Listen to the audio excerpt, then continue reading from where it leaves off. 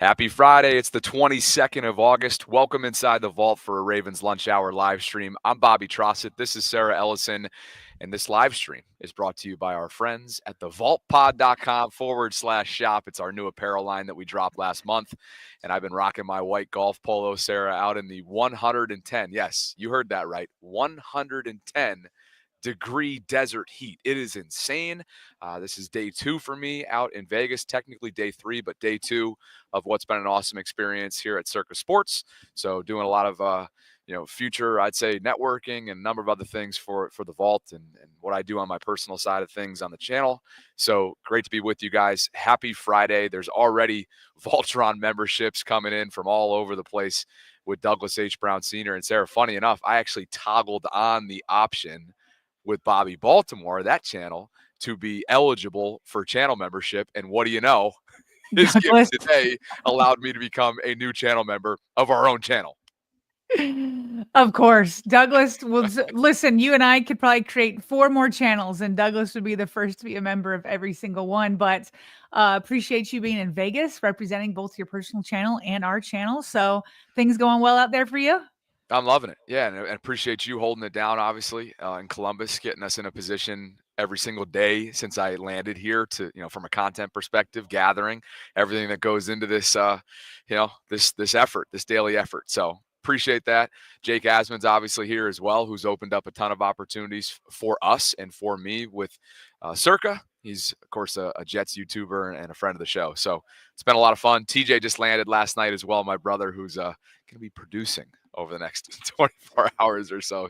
And I am fleshed out. I don't know what the heck's going on. There's a lot of lighting happening. Yes, I'm not this white. I know we had Bobby turn off his own light pre-show, and it did nothing. Whoever is next to you and the lights that they're shining, it's like glorious from where that other light is coming from.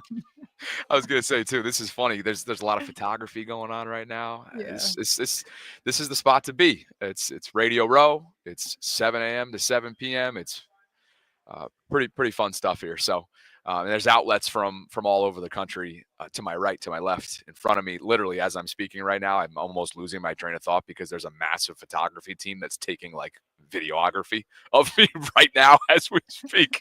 So I'm candidly laughing, but I'm also what are we supposed to talk about right now? Because I want to make sure I look the part for them. Anyway, there's a lot happening today, and we got a lot of content, Sarah, because yesterday, not long after we wrapped up the live stream, maybe it was a couple hours after we wrapped up, but not long after my second live stream yesterday, Lamar went and did what he does, right? Which is react to certain things occasionally on social media. And in this case, he's reacting to Adam Schefter's thoughts. And I was going to say Adam Schefter's report, but it's really not a report. It's his thoughts. Speculation. It's speculation on what we all know is the Lamar Jackson storyline about his foot that was stepped on. So we'll discuss that about what Lamar had to say, what we think the significance of it is. And then after that, take your pick. I mean, Mina Kimes declares a red alert for one specific division rival in the AFC North of the Ravens. Chris Canty just straight up drops his opinion on Aaron Rodgers and refers to it as a hoax in Pittsburgh.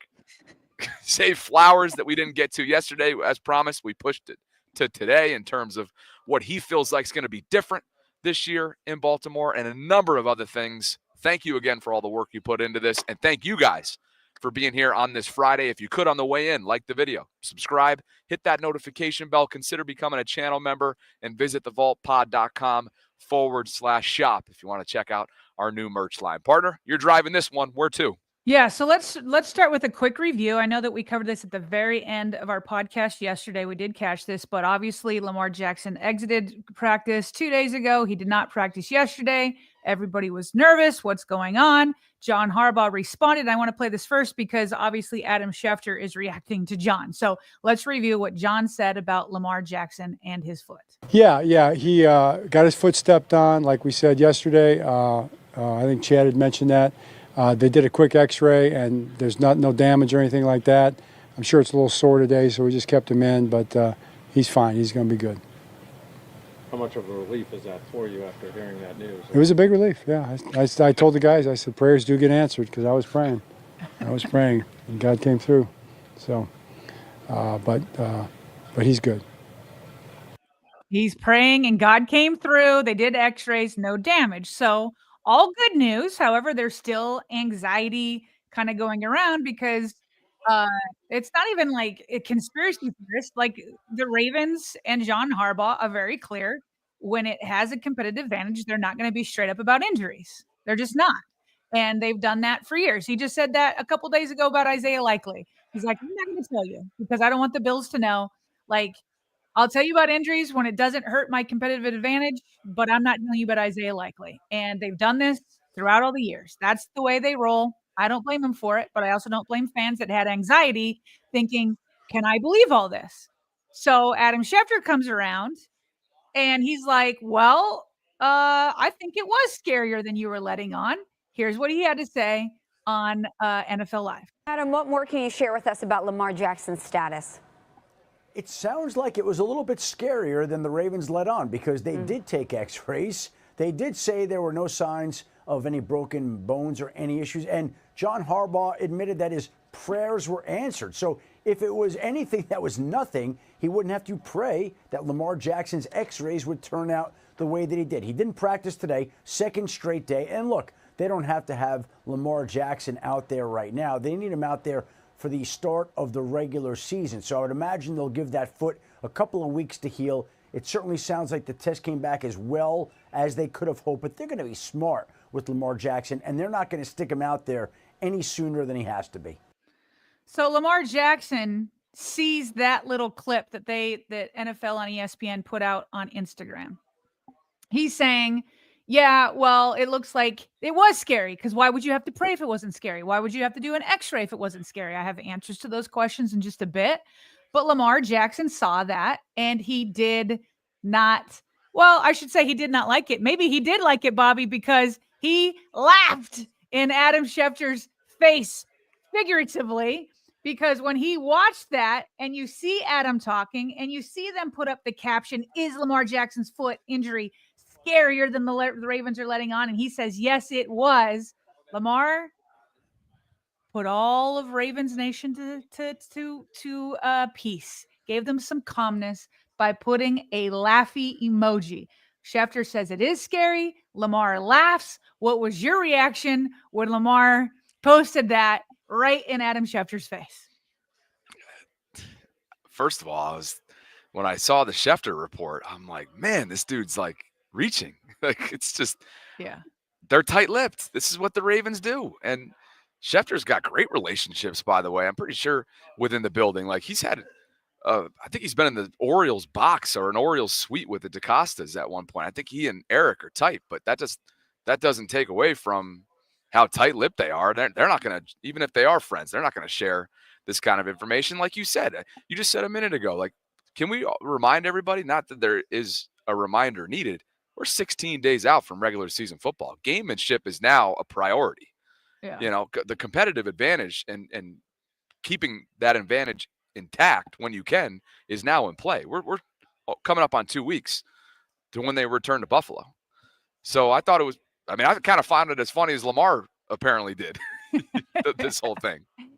Well, it is funny because it's funny. And there's another part that I guess is a little bit more like serious. I guess the serious part is Adam Schefter is known as the newsbreaker, right? And so when you're going to take off that hat and you're going to put on a speculation hat, you should declare it.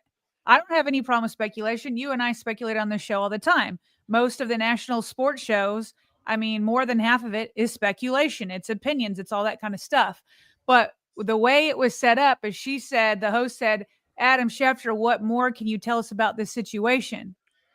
And then he says, well, it sounds like, well, all you're doing is listening to the same press conference that we listened to. You're giving your reaction and your opinion, just like we gave our reaction and our opinion. But you're known as the news guy, and she didn't set it up as speculation. She set it up as news. And so to me, you have to declare when you have on I'm being a reporter hat versus I'm being an analyst hat. And that's what he was doing. Then on top of it, once he puts on his analyst hat, it was bad. It wasn't, or I didn't say it was bad. I just don't agree with it. So like, here's the thing. we know this. Lamar Jackson doesn't have an agent. Where does national reporters, even local reporters, where do most of them get their news? It's from agents that leak it. That's the vast majority of the news that gets out there. Lamar's not going to leak it. And we know the Ravens don't leak injury news. They're trying to keep that under wraps. They try to keep that close to the vest. And so, he doesn't have any real information here. You know that just because we know he doesn't have an agent, Lamar's not going to leak, the Ravens aren't going to leak. So declare that speculative hat. Then on top of it, as a person that prays, and I know that Lamar does too, I can say a prayer. If I were in that practice and I just saw the ball get thrown, and then I look back at the line of scrimmage and Lamar's on the ground, already I'm saying a prayer. So Adam's assuming that they were saying a prayer overnight, right? That like they were praying, they felt like he was injured inside, and maybe they were praying overnight because that's when we heard John Harbaugh speak. But it could have been John Harbaugh said a prayer the moment he saw Lamar on the ground, okay? And then why wouldn't you do an x-ray? Like what would be the downside of that?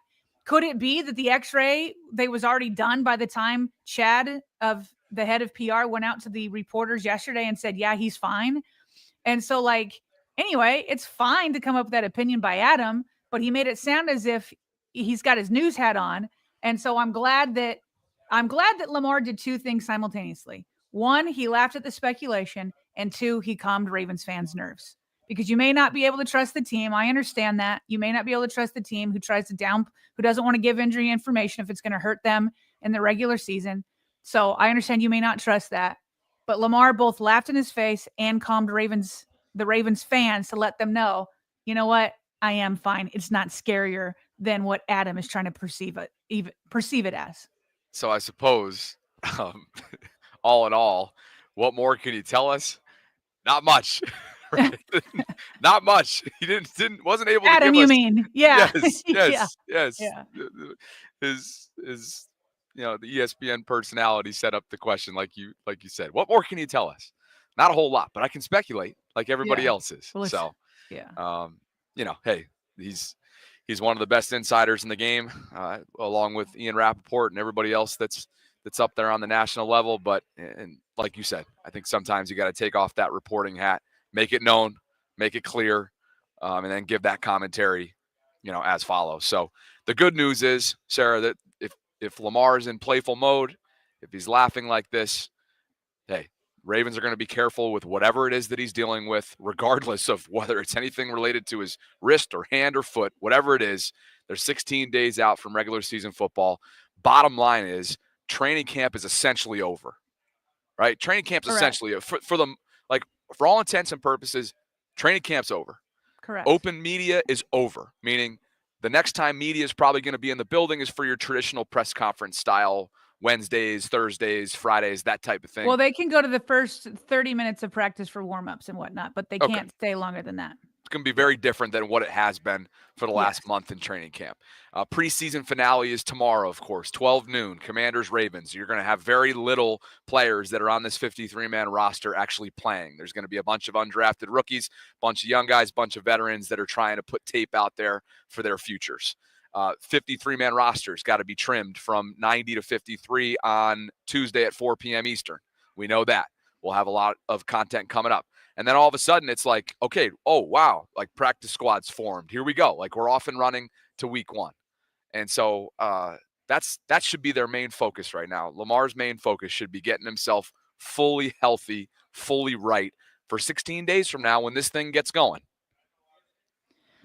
That's what I'm operating under. That's what I'm operating under. And Sarah, the installs, the installs are probably done by now, right? You've had a chance to be with your new players. There's a ton of they're returning all but one starter in Patrick McCary.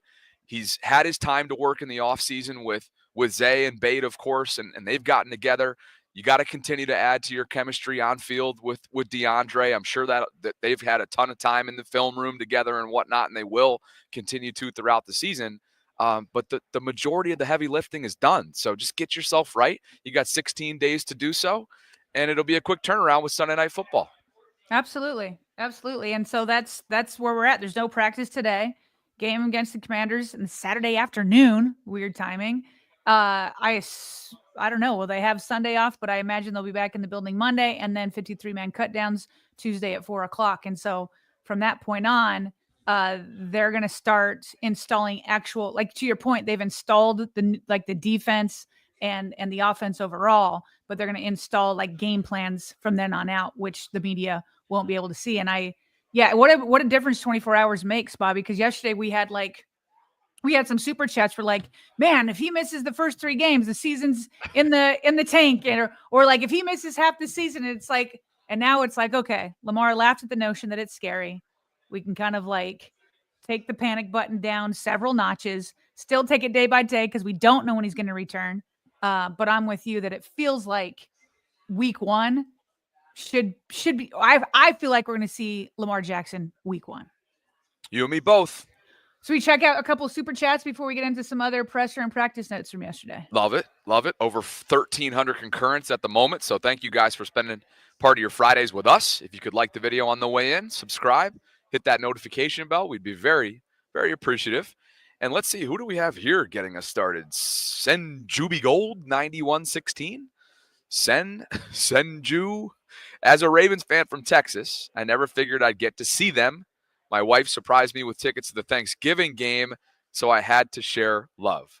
Appreciate that. That's awesome. That's awesome. That'll be exciting. Really cool. Hey, let us know what your actual name is, too, because this is one of those like handles that's definitely it's not aware. So we would love to know your name and have a blast at that Thanksgiving game. Awesome. And by the way, I keep looking into the handles. I know some other channels don't have it. Like I keep reading that like this is where YouTube is going, and they've started with some channels and will expand to all channels. Wow. So okay. I don't know why the Vault is one of those channels, but it sounds like this is the way it's going. It just hasn't been it's not everywhere yet. Okay. So, and by the way, this game that our super chat giver here is referring to, that's Ravens Bengals Thanksgiving night in Baltimore. So that's a pretty darn good first game to go to. Yeah, that's awesome. That's definitely awesome. Douglas H. Brown, like you mentioned off the top, gifted us 5 memberships. Do you know what the total is? Can you look that up, Bobby? We were at 640 prior to coming on. Okay, there we go. 640. So maybe the next, that takes us at 645, 700, the next milestone. Douglas says, wanted to be here for the Friday edition. Bobby, enjoy Vegas and safe travel. Sarah, keep up the good work. Heck yeah. And he's not done yet. No, he's not. Nice shirt, Bobby. Nice medallion, Sarah. Appreciate you, DHB Senior. Douglas, by the way, like I said, also at the top, I like toggled on the Bobby Baltimore ability to be on the receiving end of gifts. And so with that gift that you just mentioned, the 5 spot, I became a channel member. So thank you to DHB Senior for the love. I am now a Voltron. I am a Voltron. Yes. It took a while, but thank you, DHB Senior. And I don't know if I'll actually keep that because I want other people to have gifts as well. I honestly didn't even know that I'd be eligible. But of course, it's like a completely separate. Bobby Baltimore is a completely separate channel, so they don't know the affiliation. But needless to say, appreciative of the continued support on the daily from DHB Senior. That's so funny. I don't even know if my personal YouTube is subscribed to the Vault. Because it kind of feels like my kids always like to get on like my Twitter account and they want to like my own posts. And I'm like, no, that's dumb. I don't want to like my own posts. That's how I kind of feel. I'm like, I can't subscribe to my own channel. I can't build up my own numbers. I don't know. It feels you think it's going to be a little inflated? Yeah. You don't want to feel like, any kind of viewership that comes from a separate channel within your own house. I mean, it's going all the same pot, isn't it? Come on, sweeten the pot a little bit. I guess, Bobby. I'll never forget when I first started my channel, probably a year before, we started, or 6 months or whatever it was. I would literally ask my family, I kid you not, I would literally ask my family, hey guys, if you remember, throw up your laptops and when you're leaving around the house or you're running errands or whatever, just let the shows run. Just leave your laptop open, leave my channel up, just kind of let it run. YouTube won't know, will it? Craig Zero, that's Manny. Day 26, he says, of asking Mina Kimes. Still working on it. So Dang, for those of you who aren't aware here, this is Manuel from Mexico City. And Manny has been politely, as he says it, on Twitter, reaching out to Mina Kimes on our behalf, totally unprompted too, trying to get her on the show, trying to book Mina Kimes on the show. So thanks to Manny for his continued support. We've tried ourselves. We've tried ourselves. We've got no response either. We've tried through email. That's right. Twitter. Yeah, we've tried. That's right. Eventually we'll track her down. Here comes Vina Cat PR celebrating 3 months of channel membership, partner. Glad to catch you live. Let's stop manifesting injuries and let's manifest a Super Bowl. Okay. Bobby, go to Brass Monkey. Okay. A Ravens bar in St. Pete Beach. How about this? So what if I told you that I've already been not in talks with them, but I've already been sort of briefed on Brass Monkey. It is a Baltimore sports bar, a Ravens bar specifically, and maybe there's an opportunity to do a show or two from there. So appreciate the heads up. That's the second or third time I've been briefed on that. This is Sea King, right? I believe. Yeah, I think so, yeah. Yeah, Sea King's in the house. I think this is Sea King. Where is Bobby? Big Albatross, streaming from Big Albatross. That's funny. But by the way, Sarah, did you know that a 2, if you make a 2, and tell Gardy this if he doesn't already know, maybe he does. If you make a 2 on a par 5 on a golf course, so meaning 5 shots in the hole would be par, you get in 4 shots, that's a birdie, 3 would be an eagle, 2, you just so happen to hit a 2 on a par 5, that's called an albatross. Did you know that? I knew everything you said up until the albatross part. Yeah. I don't mean to like mansplain either. No, you're good. You know how it goes. Yeah. Golf's not your thing, but 2 on a par 5 is an albatross. So that's what just. What's a 1 on a par 5?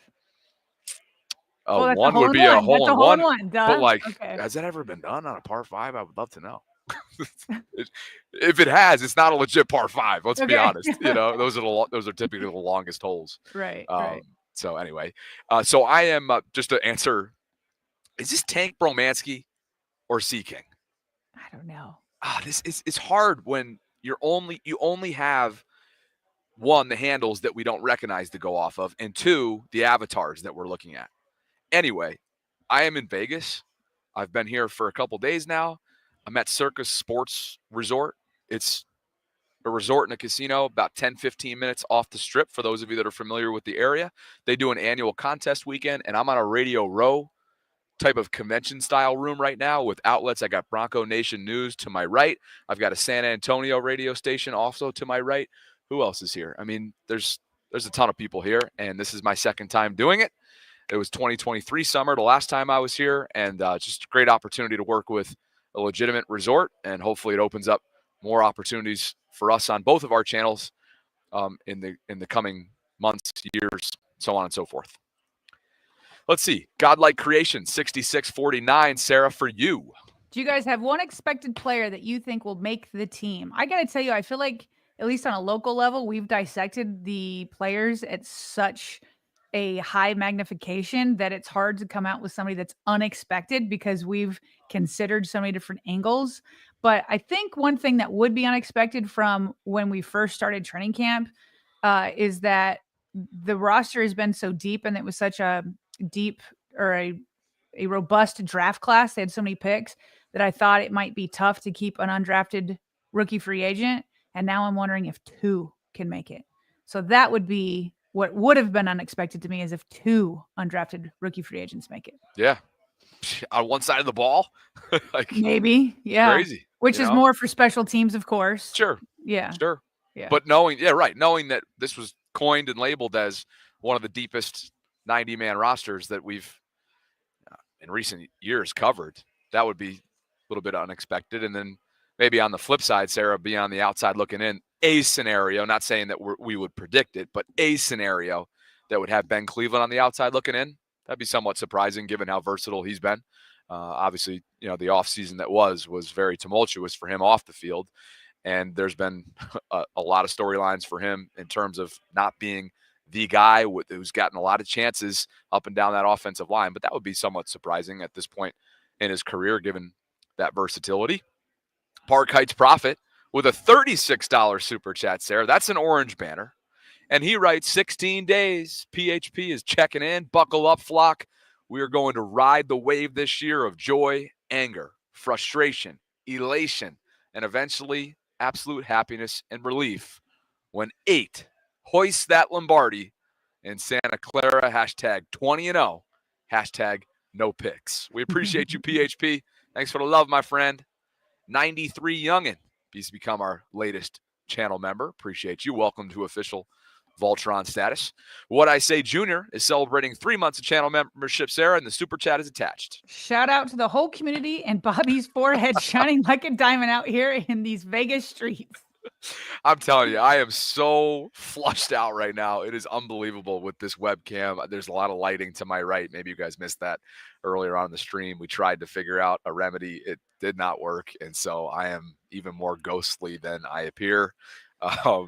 As it is, just Mr. Paleboy over here. I did get some sun yesterday, which is probably shocking to some of you. But yeah, that's what's going on. Sorry about the lack of production quality on my end today. What I Say Junior cracked me up. PHP is back with a $5 super chat. And he writes, did Bobby say he was in bed at like 11 p.m. in Vegas? Shameful. Maybe you shouldn't come to Buffalo with me. LOL. It was a little bit later than 11 o'clock. I was chasing Jake Asman around all friggin' parts of Vegas, and he was chasing a couple ladies. But we did have fun, and it's going to be even more fun tonight with TJ having just arrived a short while ago. Sod Blitz 3445 for you. He says, I like my own posts to sway the algorithm. He's responding to me saying that I won't do that. Saw 2 of my graphics in the wild this week. It's an awesome feeling putting them out and watching them spread. I hope you got credit for them, Sod. Yeah, we definitely used at least one so far. So appreciate you, Sod. Keep them coming, man. We'll always look. Okay, Tank Bromansky. I am C King, who is Tank Bromansky. Thank you for the clarification. Good. Dreams, that's Queon. Happy Friday. Checking in from Denver en route to San Francisco. Going to spread some positivity that we'll be there in February. Stay safe, and hey, safe travels, Queon. Let us know what you got going on, too, out west this weekend. The Trey Casey 7, Sarah, for you. So, Sarah, I know you don't drink, but Columbus, Ohio has a Ravens bar, and it's getting bigger and bigger. Just want to let you know, 614 Ravens. You know, it's funny because I still have my 410 phone number, but 614 is Columbus. That is good to know. Okay. Yeah. And I feel like I was reached out to individually when we were at the Vault Summit at your place in Columbus back in April, and somebody reached out that was inviting me to a Ravens bar, and I can't remember who did or what the name of it was, but we'll have to look into that at some point.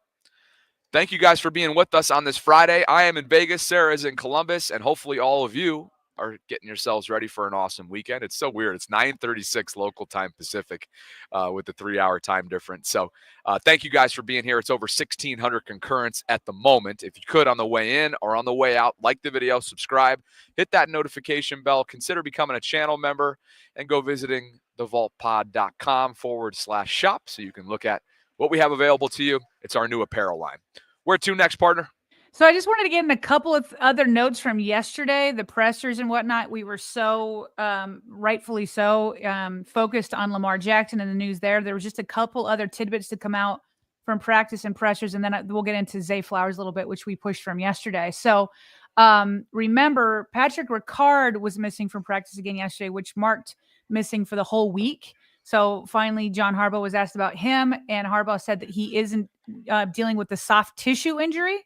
But he's expected to return to practice next week. So obviously a big player in the offense that we need blocking for King Henry and company. So sounds like he will be back. Meanwhile, Cooper Rush had a couple more picks, and they were both nabbed by TJ Tampa, who continues to try to have – he's definitely had a better training camp than last year because I believe he was injured.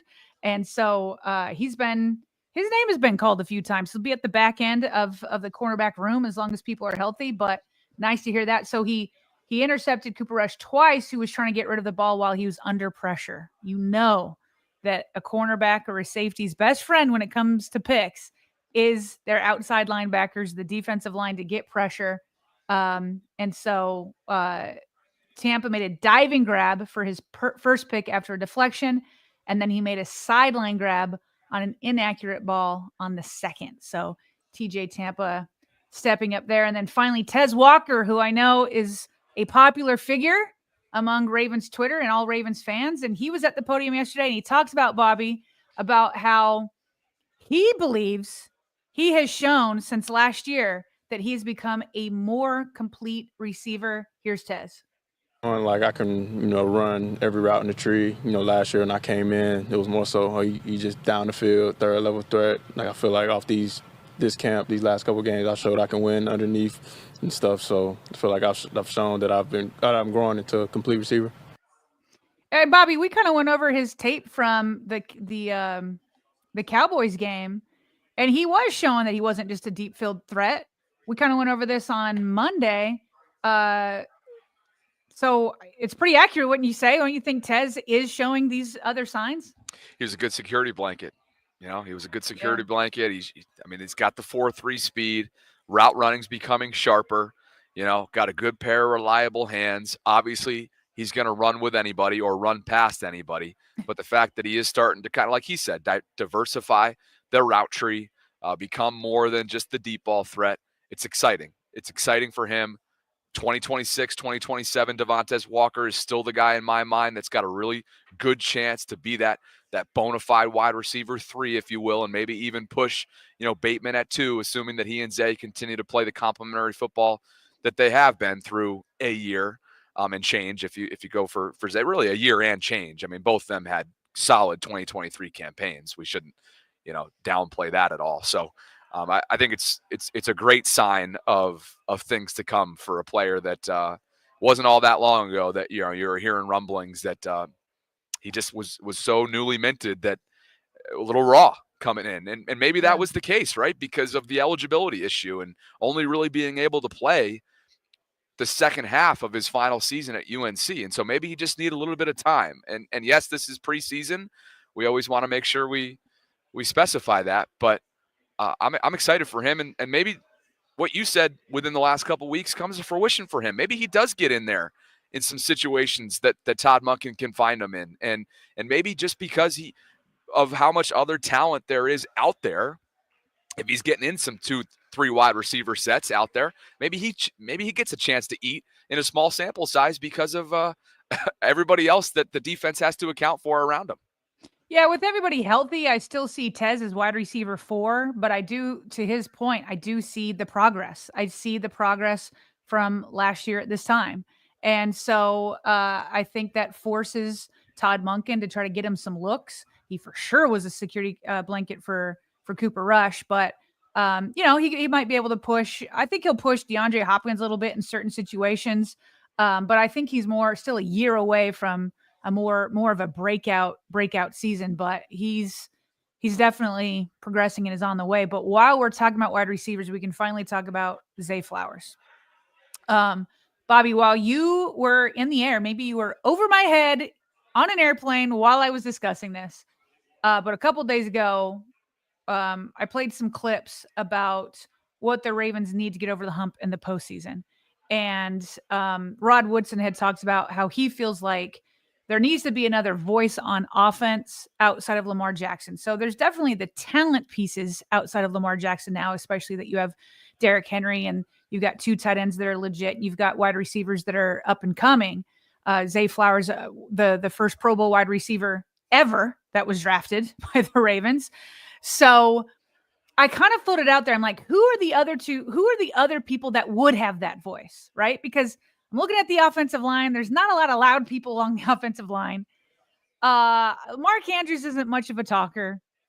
Bateman isn't much of a talker. So I kind of was like, I feel like it could be like Zay or Isaiah. I think those guys could be another voice to get people amped up.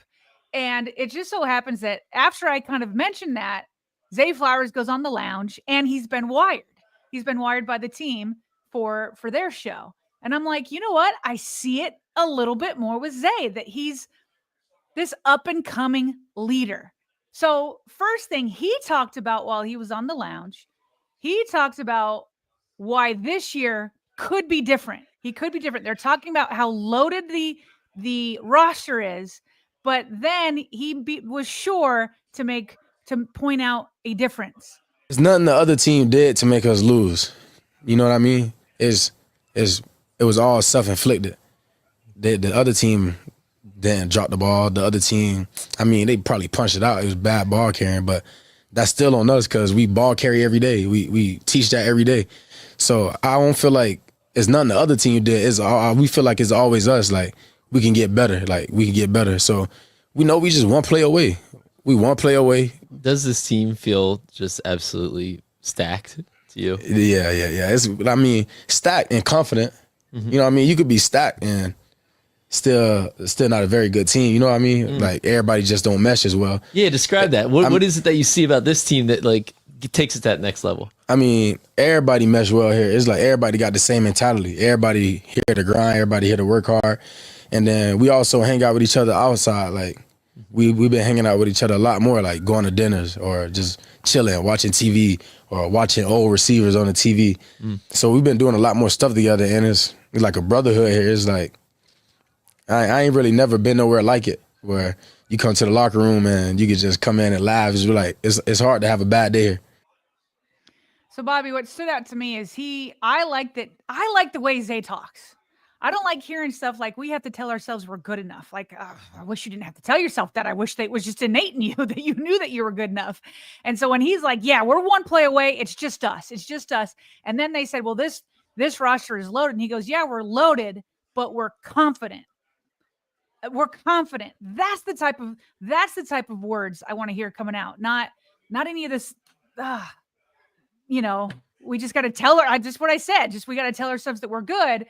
Then I thought it was interesting because I always felt like they've had a good brotherhood, but he just said, I've never been with another team like this. Maybe he's just talking about the Ravens over the last couple years, but I like that. Keep portraying confidence, manifest it out there. Don't tell yourself anything less than we're one play away. We're confident. We got this.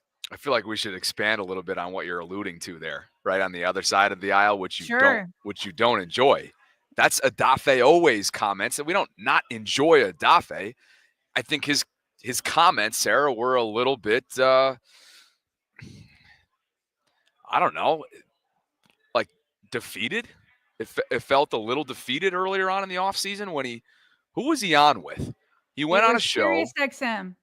Yeah, he went on a show and essentially said, like, to your point. I mean, you're paraphrasing, but it was essentially like we have to tell ourselves that we are good enough, that we are enough. And it's like, you'd rather have the message that Zay Flowers is commanding there. That's what you want. Well, and then on top of it, it's not just what he's saying, but now it's so funny because it still feels like to me that Zay was just drafted, but he's headed into his third year now. And so you've been thinking about how OBJ came in and they brought him in for his veteran kind of mentorship and experience. And then now they've got DeAndre Hopkins. And, according to anybody that's ever talked about DeAndre, he loves help mentoring these younger wide receivers and helping them learn some tricks of the trades that he's learned throughout the year. But when Zay was wired by the team last week, you can see him emerging as a teacher and a leader too. Here he is with Wester, and I'm forgetting who else. We'll see it on the video. Yeah, you ain't have to just run. But look, I thought I beat him. I'm telling you, Tay. He gonna throw it where it ain't. Yeah, he gonna keep you high. All right. Give him somewhere at the line. Huh? You gotta go, right? Huh? You gotta go. Yeah, give him some more. Bro, you too fast. Tay, that's what I'm trying to tell you. Like, give him some time. Like, play with him. Take off. You feel me? Bro, you so fast, Tay. I don't think you understand.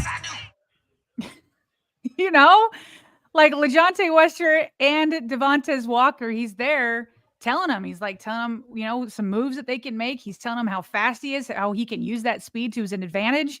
And it's like, we're used to seeing that type of mentorship from, like I said, the OBJs and the Hopkins of the world. But now Zay is taking his step forward as just a third-year receiver. And now he's got a Pro Bowl under his belt, Bobby. So maybe he feels like he can speak up more. God, he's had the luxury of kind of being under the tutelage of, one bona fide Hall of Famer. So with DeAndre Hopkins, only for a few months now. Prior to that, the iconic Odell Beckham Jr., who knows a thing or two about wide receiver play.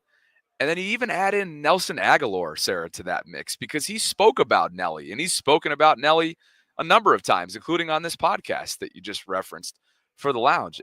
I don't think we should ever discount somebody that's been as serviceable, available, and he's Nelson Aguilar has showed to be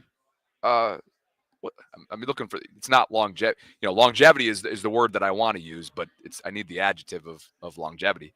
Anyway, he's been able to put together a really successful career in terms of being around, being on teams, being that sort of depth option for teams at the wide receiver position. And I think that when you surround a young player like Zay, who just soaks up everything that he can, now he can go return the favor a little bit and pass it down. And you're seeing that with LeJohntay right there in that little clip.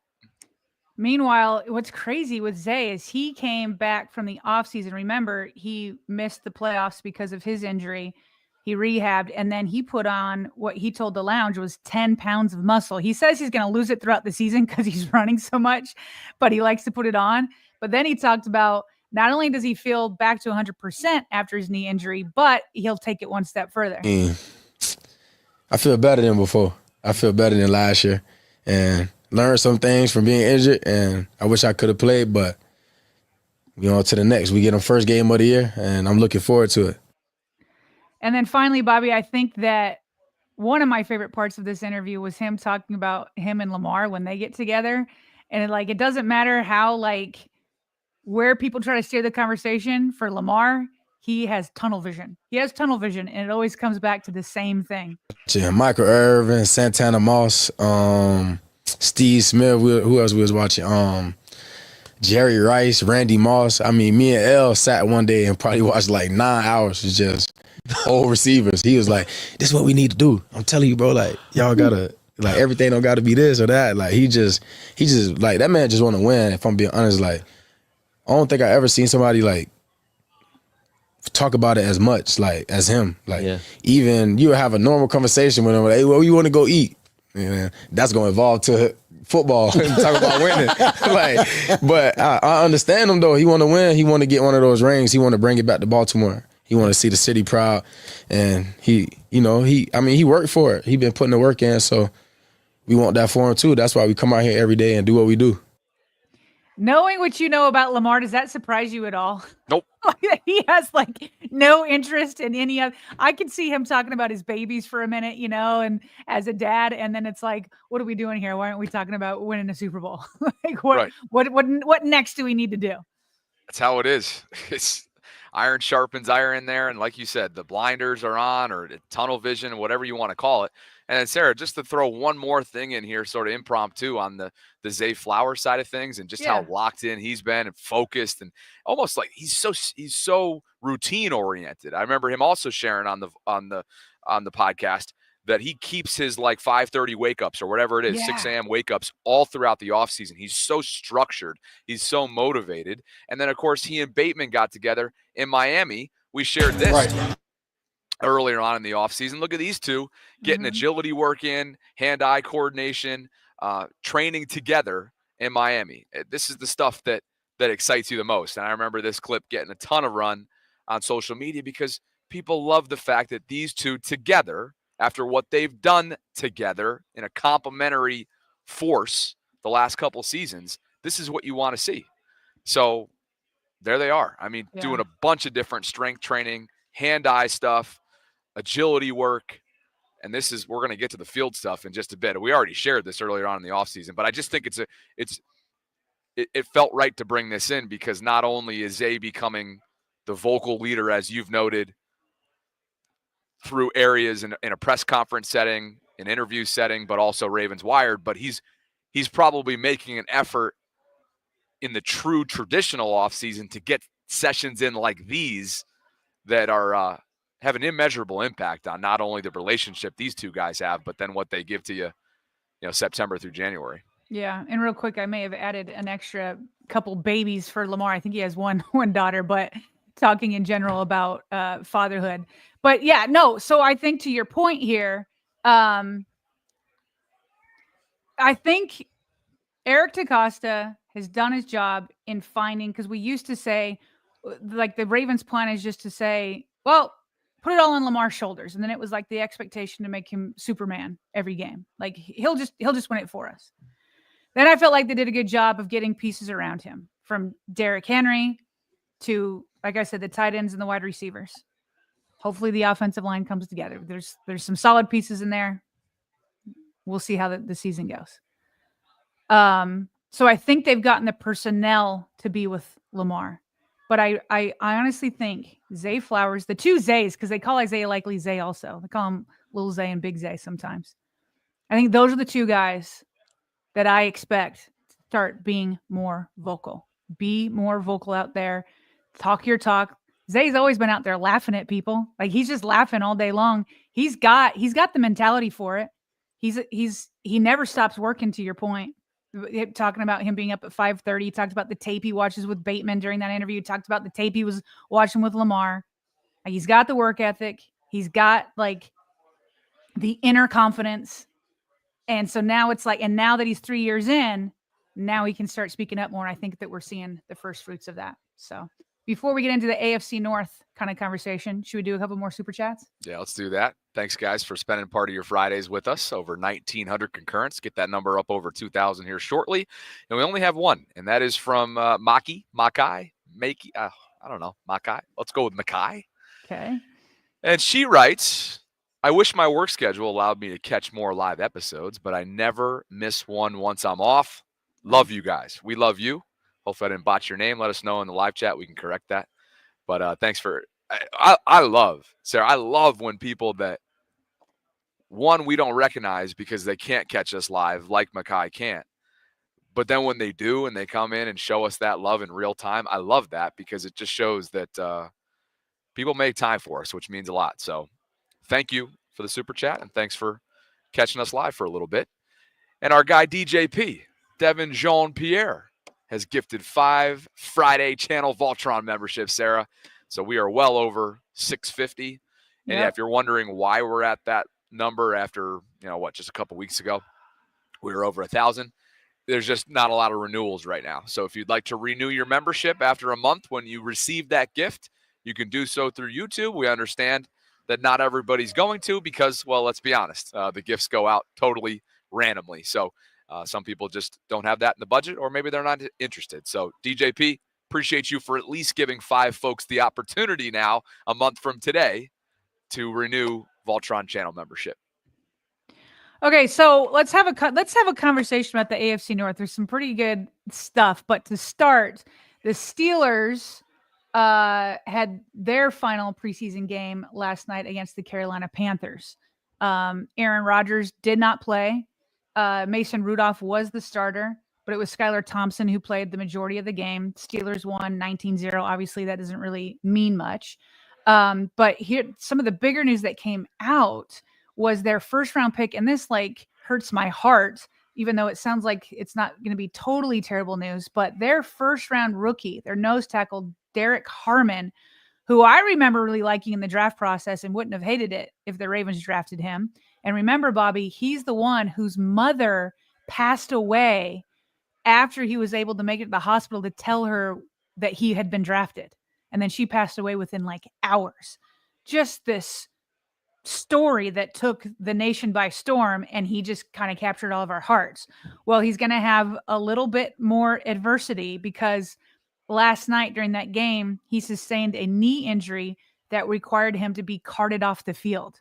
Now, at first, it looked really bad because when you bring out the cart, that's never usually a good sign. And then his face, he just looked like he was completely defeated. After the game, head coach Mike Tomlin said that he sustained a knee sprain. So that's good news compared to how bad it looked when he first was being carted off. So very happy for him. Jerry Dolick, longtime Steelers reporter, said that it's not season ending, but he is expected to be out at least a couple weeks. So looks like he should be able to return once the Ravens face the Steelers. So that's kind of the news that came out of there. And then just like the Ravens, the Steelers don't play a ton of starters, but they did put in their 2 brand new veteran cornerbacks in Jalen Ramsey and Darius Slay. Slay was out there for not long at all. He was never targeted, didn't see much. Ramsey, the last time he played in the preseason game was 2019. He played 7 snaps, and in those 7 snaps, he had 3 tackles, rushed the passer twice, had a run stuff, and then allowed a 3-yard reception to Hunter Renfrow. It was the only time he was targeted, only allowed 3 yards. But when he stopped the run in the backfield for 3 yards, he earned an unsportsmanlike penalty. And that's the Jalen Ramsey we know. You already know. We like that moxie for sure. So that's kind of the update from their preseason game before we get into a wider AFC North discussion. But any thoughts from you on the starting corners or Harmon? Well, just hopefully this photo right here indicates kind of what Jerry's reporting is stating, right? That it's not as severe as maybe it appeared to be. So there he is for the audio-only audience. The cameras caught him on the sideline in street clothes, but he's grinning ear to ear with a big smile. It looks like Cam Hayward to his right, our left, doesn't it? And, maybe T.J. Watt to his left, our right.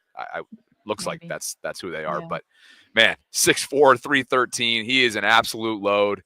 And there's no question if he gets going and he develops the way that he's supposed to, Sarah, he's going to be a problem for the Ravens and everybody else in this division for years to come. But he's got an early setback, to your point, to kick off his NFL career here. Yeah. Yeah. Well, we wish him well. And I always like it when the best teams, the biggest rivals, I like it best when everybody has their full rosters, because then that's how we want to settle, who's the best and whatnot. But yesterday on First Take, Chris Canty, Mina Kimes, and Kimberly Martin were all discussing the AFC North. And they started with the Bengals. We all saw the Bengals defense. They had all their starters but 2 in when they played in their last preseason game. And coming off how bad things were last year, their head coach was asked about how he felt about their starting defense. And then Mina Kimes was asked how she felt. And the head coach and Mina were on 2 different wavelengths. And I got to say, I agree with Mina. Here we go. You're not going to get that from me. I can promise you that. Hold on, let me rewind that. We want to go out there and shut down every offense we play in the preseason and score a bunch of points on. But an overreaction to 5 to 10 plays, you're not going to get that from me. I can promise you that. Mina, after watching Burrow in the Bengals, what's your level of concern for them? Red alert. 9 out of 10 at least. I'm overreacting because of what you just said, which was this defense was awful last year. It'd be one thing if they looked bad in the preseason, but they were coming off of even an average season. Then we could say, well, they're figuring some stuff out, new coaching staff, new players in the lineup. They were bad, and they still look bad. And I struggle to see a pathway for them to get significantly better. Talk about Trey Hendrickson and the need to pay him and get him on the field. That's fine. Chris, you know this. Trey Hendrickson can't do anything if teams are putting up 6+ yards a clip on them and gashing them on the ground the way that the Washington Commanders did. I mean, the run defense in that game was jarring. Just major issues fitting the run at the first and second level of that defense. Trey Hendrickson isn't fixing that. Maybe young players will develop by the end of the season. I think that's why they went out and got Al Golden from the coaching ranks. But I do not see this defense making significant improvement this year at all. Ooh, red alert. 9 out of 10. Watching the defense was jarring. And listen, it's a coach's job to say, I'm not going to overreact to 5 or 6 plays. We hear you, coach. But there's also this, as Mina pointed out, there's this that you just can't deny. You're coming off a year with Trey Hendrickson, who you don't have things settled with yet, and you were 25th points per game, 25th yards per game, 21st pass yards per game, 19th rush yards per game. We saw how atrocious it was. Everybody's blaming the defense for wasting, Joe Burrow's career. So how can you not? Yes, it's just a preseason game, but coming off of the back of the regular season, Bobby, would you also agree with Mina, who's usually not prone to hyperbole? Would you also say red alert for the Bengals defense? Oh, yeah. I mean, Lou Anarumo can't save this team. They let him go, their defensive coordinator. It was only a few years ago, Sarah, that he was looked at as one of the top. Now, he went and got a job immediately afterwards, which tells you what the league thinks about him. He's in Indianapolis now. But I think Zach Taylor's on the hot seat. I mean, there's no this guy has to be on the hot seat with your franchise quarterback in Joe Burrow in the prime of his career, and one phase of your team quite literally willing your organization outside of the postseason, and there's nothing that your franchise guy can do about it, even after a ridiculously successful statistical season, it's red alert and then some in Cincinnati. Why wouldn't you overreact to this? Or why? It's not even an overreaction.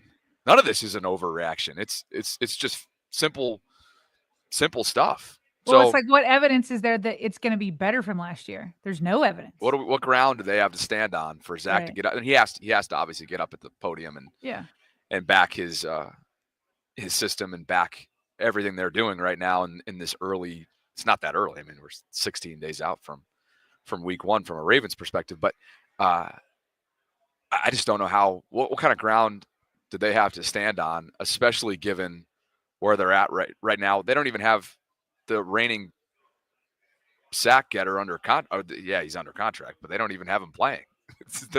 They're 2 weeks out from regular season football, and Trey Hendrickson, who is their ultimate game wrecker, who has wrecked plenty of plays against the Ravens over the years, totally unresolved on top of what they've shown so far defensively.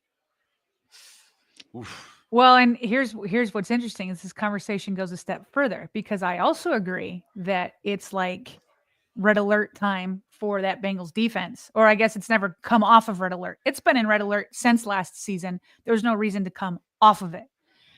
But this is what I really like. This next exchange is interesting because Chris Canty is one of the few national analysts that have been holding Joe Burrow accountable. Okay, holding his feet to the fire. So while Chris Canty and Mina agree that it's red alert for the defense, they wanted to make clear that's still not an excuse for Joe Burrow. And here's why. I'm very interested to see if you agree. Here they are. Know that there's a quarterback, a player in the NFL that has more pressure on them in terms of what they have to do week to week in order for their team to win than Joe Burrow. But in no way, shape, or form do I feel like the Cincinnati Bengals are doing him a disservice because Joe Burrow was out here caping for his guys to get paid this offseason. Before Mina jumps in, can I just get Christopher on this one point? Why are we understanding that it's not Micah Parsons' fault, it's not his responsibility to make all the pieces and make all the dollars and cents fit, but yet we're going to be mad at Joe Burrow for saying, hey, you know what? I'm pretty damn good. I'm also pretty damn good because we have two wide receivers that are. But you're saying because Joe Burrow wanted to be GM. I'm not mad at them paying the wide receivers. I'm pro player all the time.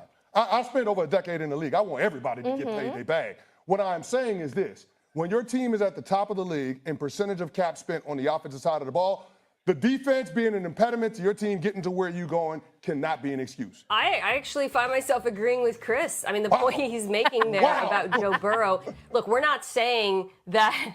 No, actually, Joe Burrow is the GM of the Bengals, and he is completely responsible for the construction of this roster and how it's built. However, I feel like too often I see people on this program and others talking out of both sides of their mouths, saying Joe Burrow has the best 1-2 punch at receiver in the entire NFL. What a group of weapons. But oh my God, that defense. He is so put upon. You can't really have it both ways there. This was a decision that they made as a franchise. And yes, it is incumbent upon the team to do a better job of drafting and developing, no doubt. But the offense is stacked. That is not an excuse. They both said the defense is not an excuse. And why? Because you have spent so much money on the offense. You can't have it both ways. Like, you can't say, and Joe Burrow had all the right in the world. I totally get why he'd go to the front office and say, keep both of my wide receivers. That's his prerogative. As a quarterback, that's what you want. But when you demand that, you also put on your shoulders the responsibility to overcome a defense that isn't being paid a lot. And of course, like Mina said, the front office needs to draft better. They can do that, but it's not. I guess I'll put it this way, Bobby. With the amount of money they're spending on the wide receivers, for a quarterback, is it better to have an average receiving core and an average defense, or you have sensational best in the NFL wide receivers and one of the worst defenses? Okay. Lamar Lamar last year had, average receiving core. And for the first 10 weeks, one of the worst defenses in the league, plus Justin Tucker messing things up left and right. Okay. Or maybe just left. I don't remember where they went. Just saying.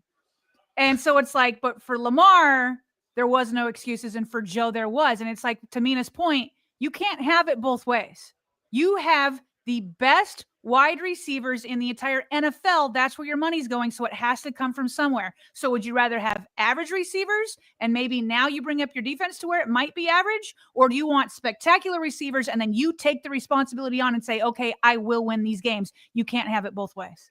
Yeah, and the latter of those, they weren't able to overcome that last year. He just wasn't able to. So I think you want the former of those two options that you're laying out there. And when you look at the Bengals schedule coming up to kickstart 2025, knowing that this has been a team perpetually who struggles early on, a little bit of a cakewalk to begin the first couple weeks. At Cleveland, home against Jacksonville. They then go to Minnesota. Of course, the post-Sam Darnold era after one season is on. J.J. McCarthy will be their starter. Then you go at Denver, week 4.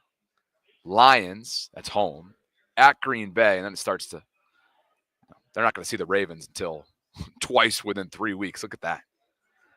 That's going to get really interesting on the back end there. Weeks 13, weeks 15, at Ravens, then home against the Ravens. So – yeah, so I think with that schedule, they should be able to overcome their past issues of starting slow. They should. We'll see if they do. Yeah. Here's where it's interesting. One last part from First Take that I pulled. As bad as things are on defense for the Bengals, as panicky as you want to be, when the panel was asked, well, who has more questions? Both Chris Canty and Mina Kimes said, well, it's still the Steelers because we know who the Bengals are. Great offense, terrible defense. But as bad as the defense is, they do have that sensational offense, so no excuses. So they say it's the Steelers who still have more questions. I think it's the Pittsburgh Steelers, and it ain't that close. It's because I don't believe in the quarterback. I just don't. They've pinned the regression of Aaron Rodgers on injuries that he suffered over the last 3 years. Whether it's injuries or whether it's age, it doesn't really matter. And here's the thing, as players get older, they don't get healthier. So I don't understand why everybody is falling into the hoax that is Aaron Rodgers year over year. Having experience don't mean a damn thing if you physically can't go out there and do the job. Well, he was a bottom 5 quarterback last year statistically, and I know folks say, did you watch him at the end of the season? I did watch him, and I believe he was a below average quarterback. And to Chris's point, I do agree. I don't see that getting better with age. I keep seeing people pull like Aaron Rodgers' career numbers. I'm sorry. You can't talk about NFL players that way at that age. Like his numbers in before 2020 are simply not pertinent to the player that we see right now. This run game has to be quite good behind offensive line with questions at tackle for me to feel good about this offense. And I also have questions about the defense, by the way. They have a giant Baltimore Ravens problem, in case anyone who missed last season. That has to get better as well. So I think there's more questions about the Steelers, because with the Bengals, I don't have any questions. I know the offense is great and the defense is terrible. I mean, we could be talking about the Steelers being in the territory of having the first losing season in the Mike Tomlin era, the first losing season that they've had in his 18 years of being the head coach. Okay. A couple things that there were some big statements said there. I want to react to 3 of them.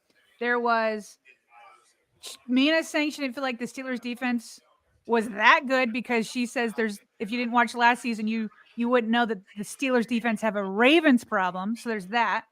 There's Chris Canty calling Aaron Rodgers a hoax over the last couple of years, all the hope that they put in there. And then finally, Chris Canty saying it could be the first losing season this year under Mike Tomlin. Take one of the 3. Which one do you want to start with? The latter. The latter of those 3, because I think that conversation's been had this time of year for the last 5 years, and it hasn't happened. Losing season. Yes, yeah. It hasn't happened. That conversation has been recycled this time of year, every year for the last 5+ years in Pittsburgh. I'm not. Look, I'm just calling it as I see it in terms of I can remember the last several years that's been the case. We're talking about a team that went 10-7 last year. Justin Fields had the starter position while Russ was nursing, I can't remember what it was, a calf maybe. For the first 6 weeks, they were 4-2. They finished 10-7. They hand the keys to Russell Wilson. Obviously, we know where he is now in a very packed Giants quarterback room, who, by the way, Jackson Dart's been looking really good. I'll be curious to monitor that if Russ ever goes down this year. Jameis Winston's in that room, as well as Tommy Cutlets. Tommy DeVito is in that room, and he put out some like the good Browns. tape. Sarah, he put out some good tape yesterday. You watch. He might get a primary backup job at some point around the league, because I don't think they're going to keep 4 quarterbacks, and they're not going to stash him on the practice squad because of how many reps he's got in terms of the starter reps that he's gotten so far to begin his career in New York. I can't convince myself that this is a Pittsburgh team that they absolutely have a Ravens problem. There's no doubt. I agree with that. No, I mean, how can you not think that after what we watched last year and how the Ravens got better? So they have a Ravens problem, but I still think they're going to scrap their way into that 9-8, 10-7, right around there, and flirt with a wild card in the AFC. As far as Aaron Rodgers is concerned, yeah, he's not getting any younger, but at the same time, I think you look at last year, knowing that he was a year removed from an Achilles tear at 39 years old, and you saw a player that got more healthy along the way. Is he getting more spry? No. And that offensive line might be the biggest question of everything, because he's not mobile and never really has been throughout his career. He's a traditional pocket passer, and a darn good one at that. So I can't get behind a conversation, Sarah, that I've heard for the last 5+ years, knowing that they've proven that conversation wrong, and Chris's point wrong, every single year for as long as Mike Tomlin's been there. So I agree with you on one of the 3 points. But we'll start where we agree. I agree that the Steelers will probably be above 500 again. I don't see them having a losing season, because, to your point, everybody keeps saying that, and then it doesn't happen. Somehow they will their way. I think they're just too solid of an organization. So I agree with you there.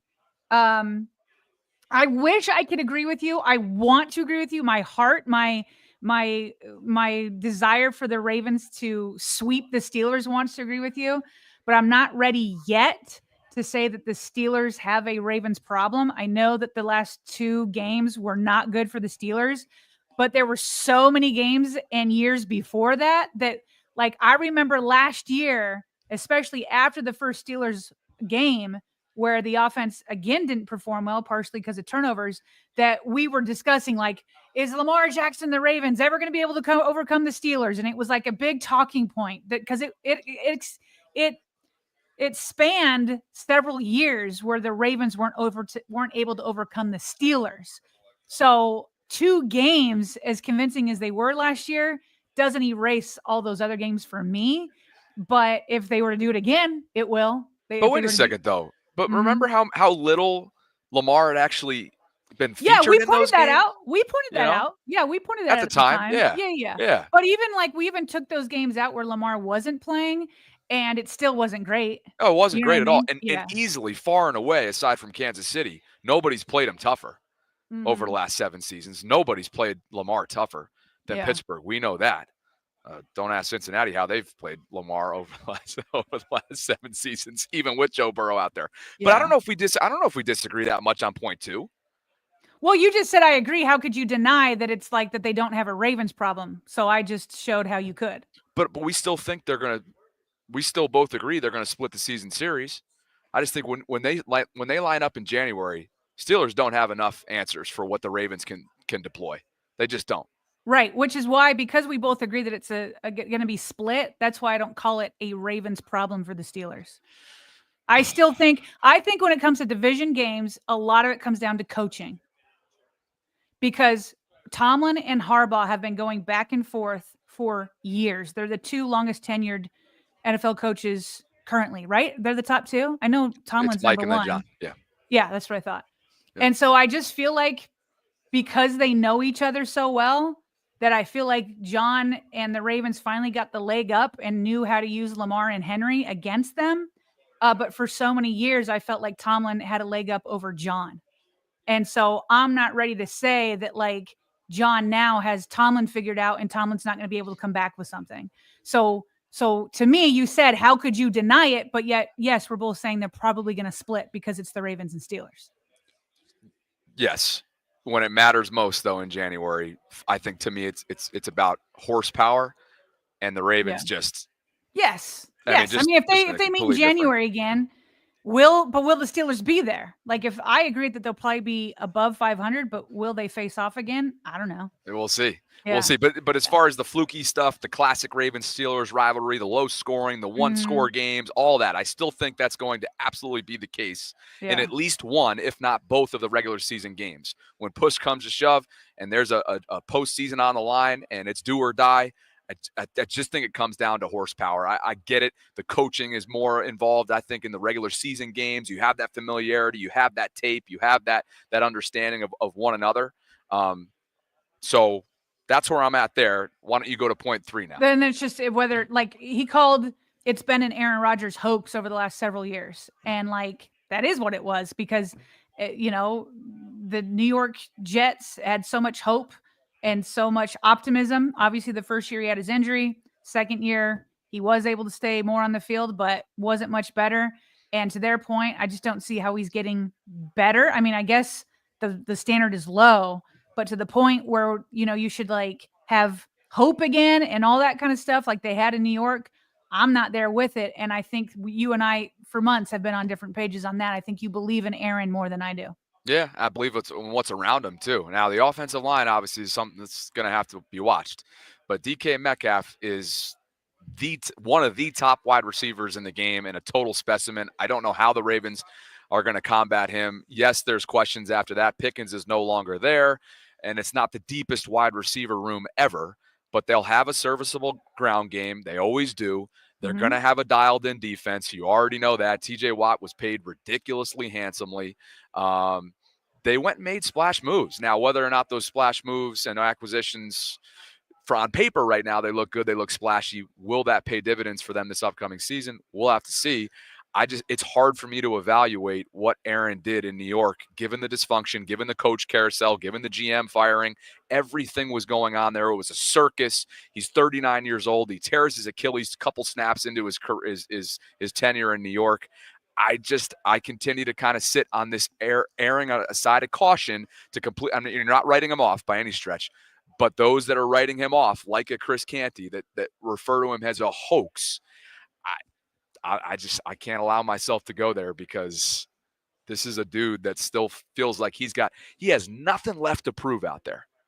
Think about it. He could walk into Canton tomorrow. He's got absolutely nothing left to prove.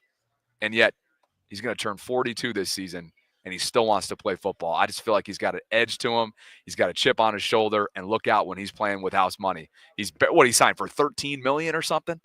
I think it was $13 million 1 year in Pittsburgh. He's got absolutely nothing to lose. That would scare me if not a Ravens fan, because I think like I already said the Ravens are going to take care of him, right? I already said that. So it shouldn't scare the Ravens. Right. I just think it should scare those that are saying, come on, there's nothing to see here. I agree with what you just said, that Aaron has a better organization and team around him in Pittsburgh than he did in the New York Jets. But let's just make clear the way you just built up Aaron, you were talking about everything around Aaron, not Aaron himself. And therein lies the problem. Well, to build him up, you had to talk about that he's going to have a better team. But he wasn't able to overcome that in New York. And a lot of that was due to the health side of things. Right. And the dysfunction around him. Now he and has what he had in Green Bay age. in a sense. And the age is absolutely part of it. Look, I can't sit here and tell you that I guarantee that he'll be healthy all season long. That's a major question mark. Mm-hmm. But should he stay protected, he's got the framework around him that he hasn't had since Green Bay. And I just think that's what makes me optimistic. All right. Well, elsewhere in AFC North news, we'll wrap up here soon. It was announced that Shedeur Sanders will play in the Browns preseason finale versus the Rams. Head coach of the Browns, Kevin Stefanski, confirmed that news. So that's good for Shedeur. Remember, he didn't play last week because he had, was it his obliques? He had something. He had an injury that kind of kept him out. And then when he was at podium, he was asked about Dylan's comments that was like entertainer versus competitor. And Dylan, clarified and said he was talking about the media and not about Shedeur. Everybody else took it as comments about Shedeur. And so Shedeur was asked, like, do you believe Dylan that he was talking about the media and not you? Here's his response. After that, in that preseason game last week, Dylan was interviewed, and he talked about the difference between entertainers and competitors. He called himself a competitor. Some people have construed that as a shot at you. How did you take that? Honestly, I don't even think about nothing. I don't think about anything. If it's not words or anything, at this point, it can't do anything to me. I know, the God put the ability and the power within me to not even think about nobody else's comments, not care. It is what it is. I spoke with him. He said, nah, bro, that wasn't. He said, that wasn't. He told me on the plane. He came up. He was like, nah, bro, that wasn't at you. I see how they trying to spin. I'm like, oh, all right. I'm not tripping, regardless of whatever it was. Nobody's words or anything affects me, So, yeah. So did you believe him when he told you it wasn't on you? Did I believe him? I mean, I feel like you're trying to start stuff now. I feel like you're trying to start stuff. I mean, he's doing his job. He's supposed to. Do I feel like he did? I don't know. And that's not on me to sit here and be like, oh, he did, he didn't. That's not going to change my life in any way. Bobby, what did you heard that before right now, right? You already listened to that? Yeah. Oh yeah. What was your reaction to that? The last part there didn't feel like he's all that convinced, right? I mean, either that or he's just trying to downplay. Like he said, it sounds like you're trying to start something. And then he was like, that's what you're supposed to do, though, which I found that to be kind of comical. But I don't know. You'd like to think that these guys had a conversation, like he said, and they're both on the same page. But at the end of that, it wasn't all that convincing that Shedeur is convinced that Dylan wasn't speaking on their relationship or their dynamic in the quarterback room. I mean, I can't sit here and tell you that that's like written in ink after hearing that. Yeah. He didn't seem convinced, and he also doesn't seem to care. Well, and yeah, so that too, yeah. I like that's where he said two different times, basically the same thing. He says, words can't do anything to me. Words don't affect me. I would like to get to that point, especially when it's like words from like just outside noise, like people that aren't close to you or care about your well-being. And he's had to live with words, I'm sure, since he was young because of who his dad is. He's watched his dad have to deal with words his entire life. He doesn't have a better coach than his dad to show him how he can deal with all the outside noise. And in this case, it might be a little bit of inside noise because it's his teammate. So he's not convinced, but he also just doesn't care. And I love that. I love that about him because you got to put the noise away. And I do think that two things can be true at once, where maybe he's not convinced, but he also can call out the media for trying to start something. It's like, I see what you're doing. I thought he handled it fine. Yeah. I thought he handled it wonderfully. You know what I mean? Loved his answer. Yes. Like what else would anybody have wanted from him in that? He didn't make anything of it. He had a little playful joke with the reporter, but then actually like complimented him or like acknowledged that's what you're supposed to do, follow up. Yeah. He shared that they had a conversation, meaning like he at least was like, oh yeah, Dylan approached me about it. So there was that level of like acknowledgement. Boy, what an offseason it's been in Cleveland. Seriously. Don't you just keep coming back to the fact that they have 6 quarterbacks under contract? 6 of them. Count them. 6. It's a lot. It's a lot. I mean, it's funny. Yes, it's been crazy in Cleveland. It's also been crazy in Pittsburgh. They've done a lot of off-season moves. And then Aaron's obviously a big media attraction wherever he goes. And then there's obviously the defense and Trey Hendrickson and all the stuff that's Shamar Stewart and all that kind of stuff that's been going on over there. Meanwhile, it's been mostly crickets in Baltimore. It's been mostly crickets up until yesterday when there was like Lamar got his foot stepped on. Like there just hasn't been a lot of drama in Baltimore, and that's kind of how you like it. Yeah, it's funny. Am I forgetting drama like this offseason? Well, Justin, that's Justin Tucker, drama. Obviously, a lot more than drama. But and then Ben Cleveland had his fair share, and that was just But that didn't hit like national media. That's not even close to these other things. This is like your backup guard. There was a stretch of time though earlier on in the offseason where it was like one after the other. What is going on here? But yeah, from a national standpoint, it's been really quiet. It's funny. Jake always comes up to me at these events. Our pal that does the Jets content, and he's like, "I'm so jealous of you." I'm like, "Why?" He's like, "You guys have a team that performs. Like you actually have a fun season to follow, and you're a perennial contender." Yeah. And I was like, "Yeah, but Jake, you've built a channel that's like double ours off of pure dysfunction." Yeah, it's so true. Like every single month you have something, whether it's free agency, draft, coaches being fired, Aaron being a lightning rod prior to leaving for Pittsburgh. Like the guy, like I'm like, what do you mean you're jealous? You guys are rolling. So, yeah. But yeah, we always talk about it. It's for the standard offseason that it is because of the structure and how stable they are as an organization. It always comes back around September through January. Yeah, it's funny because for Jake, like he's loving life between like January and mid-September. And like, and like we're like Baltimore has almost no news, and then the Ravens start winning, so that's fun to cover, and then the Jets start to implode. It's almost like an annual, right? So, let's see here. I just got a couple quick hits here. I know you got to go. I got to go. Just follow up to the Jarrett Johnson visit. He posted on Instagram, him and Tavius Robinson posing. And he says, old meets new, same old results. Love it. I-95, baby. It's a good guy to be mentored by, Tavius, so well done. There we go. And this is kind of cool that Lamar Jackson responded to. So Brian Mayfield posted these two pictures.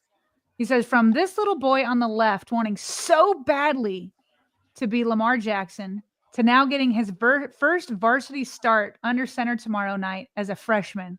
Be humble, never be satisfied, and go be great 8. Go Dogs. So, and he, at handle of Louisville football. And Lamar responded with the heart hand emojis. So there he is as a little kid with Lamar while Lamar was still at Louisville. And now he's got on his uniform looking like he's what did he say? His first varsity start as a quarterback. I think it's been really cool over the last 7 seasons, not only how many Louisville fans we have met through this show, but how many Louisville fans have become Ravens fans because of Lamar. It's a cool element, a cool tie-in. I'll never forget when I was with Ravens Radio learning that somehow we were being simulcast our shows all throughout Kentucky, and it's literally the Lamar effect. So good final quick hit, and that brings us to the final super chats that have come in, and there are plenty of them. Okay. DJP a while ago gifted 5 channel memberships, 5 Voltrons. So DHB Senior, of course, had to come in and match that, as he's already done multiple times throughout the show. So thanks to you, gentlemen, for the gifts on this Friday. And then how about this? Looks like we got a congratulations in order for Devin and his family. Baby boy Sage was born this morning, 8 pounds, 8 ounces, a healthy boy for the Pierre family, the Jean-Pierre family. So, Devin, to you and yours, congratulations. Baby boy Sage, Sarah, the newest Ravens fan, has entered the world. That is awesome because I know we've been anticipating this. He's been talking about it coming.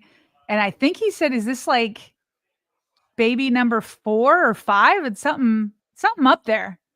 And he's just out working for his family every day, and yet he's in here being generous too. Good for you. Congratulations to you and your whole family, Devin. And whatever number it is, Sarah, you know better than most. Having a healthy one is almost a sigh of relief once you realize that everything went well, and hopefully mom's doing well as well. So DJP, congrats, man, and thank you for being with us today, which I'm sure is a momentous couple weeks for you. Big O Ravens fan checking in. 5 channel Voltrons gifted out today on what's become a generous Friday, Sarah. We better start to count at the end here where we're getting at. So thanks, Big O, for being with us. And on top of that, he's celebrating 3 months of channel membership.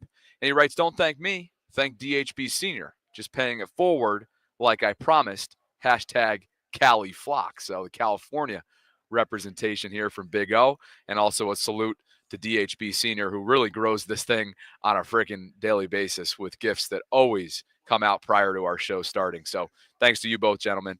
And Mike, Sarah, is in town, or I should say in the building. It's Canadian Super Chat money. And it's Super Chat comment attached. Said shout out from Winnipeg, Canada. Who will be our sack star? I think he asked this yesterday. Maybe he didn't stick around for our answer, but I think we both said Odafe Owe in a contract year.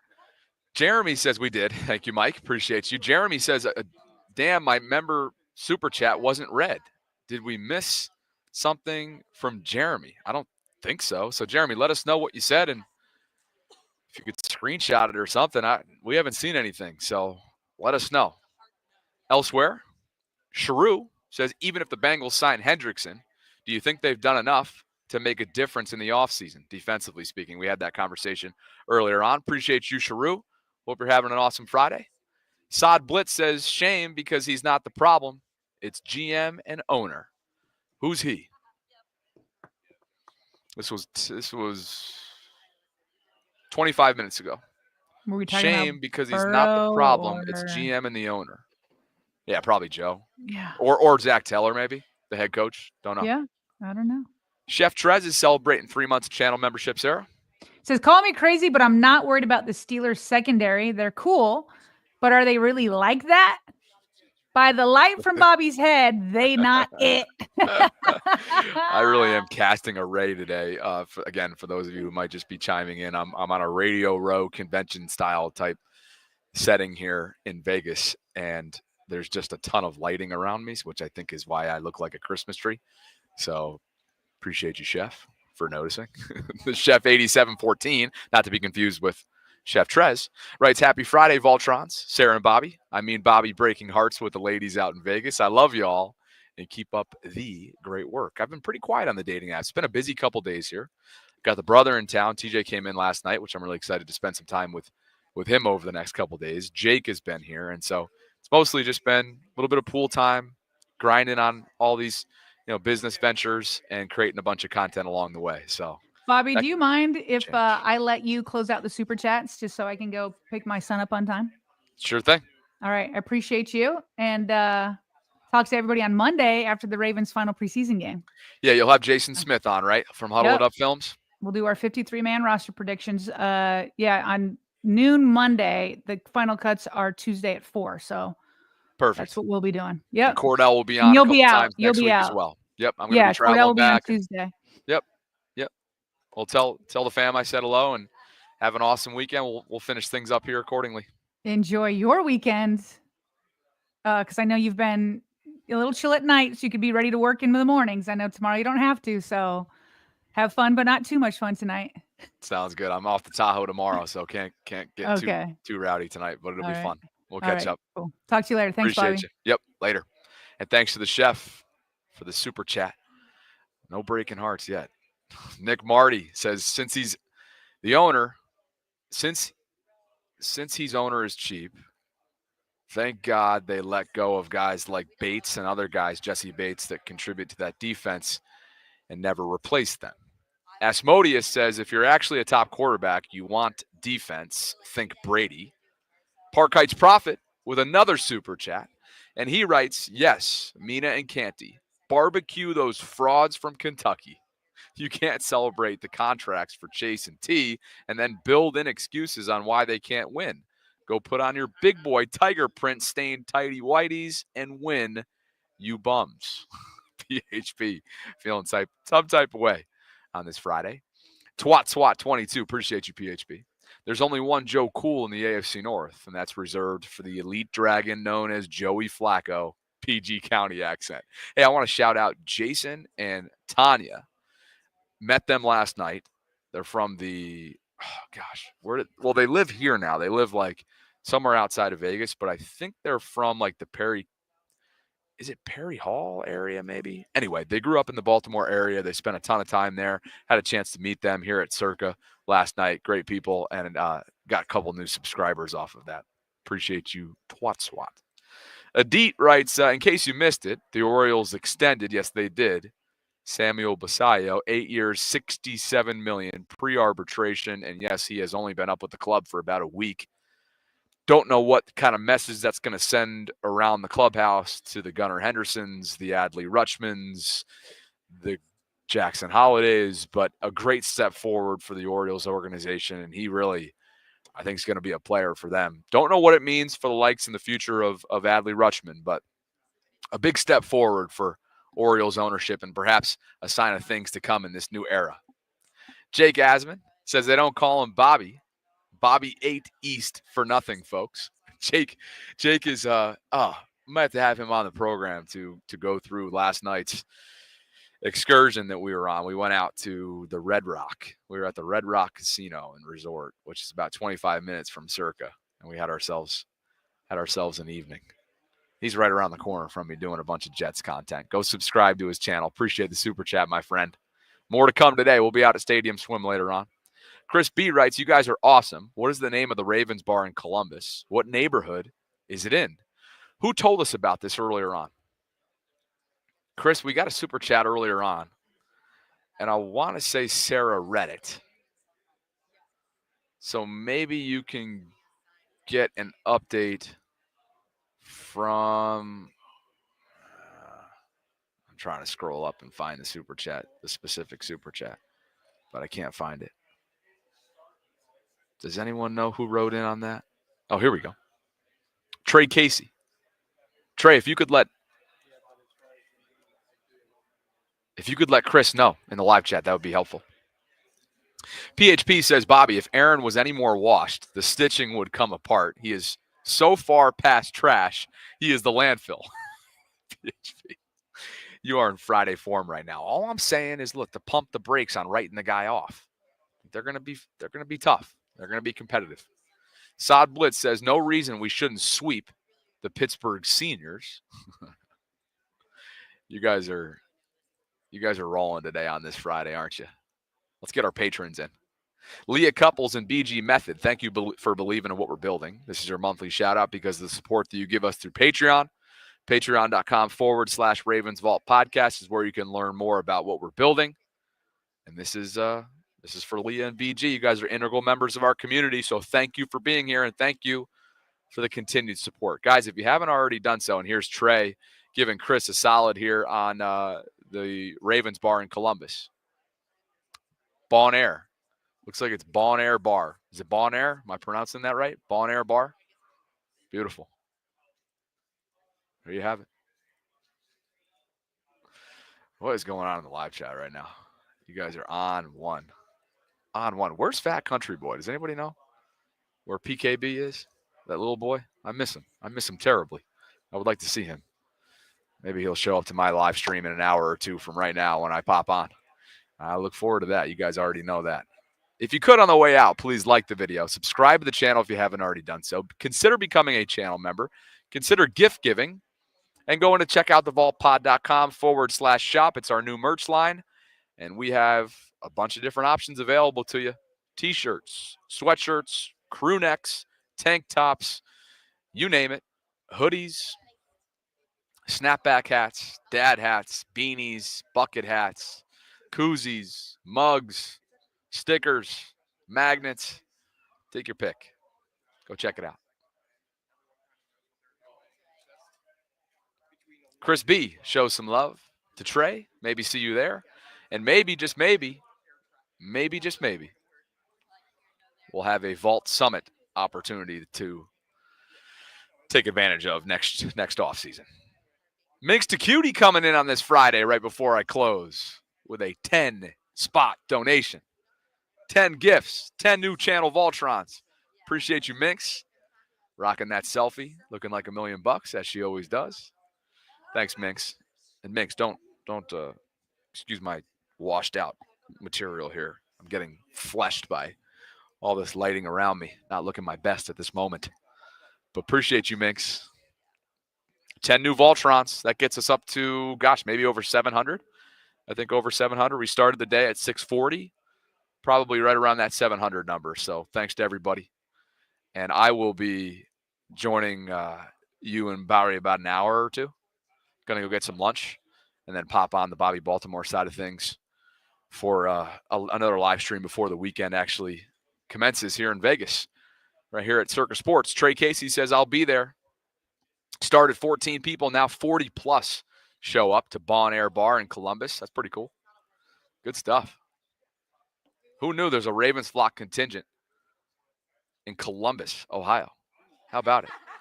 Manny wants my dating life. I got to pee. I've been drinking Celsius. Got to go pee, get some lunch, and then we'll talk whatever the hell you guys want to talk about, because I'm sure Fat Country Boy's going to be there ready to go on the Bobby Baltimore side of things. So come join me in about an hour or two. Again, here in Vegas over the last couple of days at Circa Resort and Casino. Been having a blast. A lot of opportunities to grow this channel, network, and continue doing what we do here on the road. So thank you guys. Thanks to Sarah for an awesome content day. Thanks to all of you, over 2,200 concurrents at the moment. If you could, on the way out, subscribe, hit that notification bell. You know the drill. Be on the lookout for a 4 p.m. Eastern drop. We're going to continue to repurpose our 90-plus minute episodes and find the best of 15 to 20 minutes, courtesy of our editor, Brendan, who's been doing great work for us behind the scenes. So from Las Vegas, Nevada, I am Bobby Trosted. Thanks to Sarah Ellison for her continued partnership in what we're doing here inside the vault. And as always, Voltrons, we appreciate your support. We appreciate you for hanging out with us. Have a safe and healthy and fun weekend. Come on over to the Bobby Baltimore side of things in just a bit. I'll catch up with you guys there later on. Talk to you soon.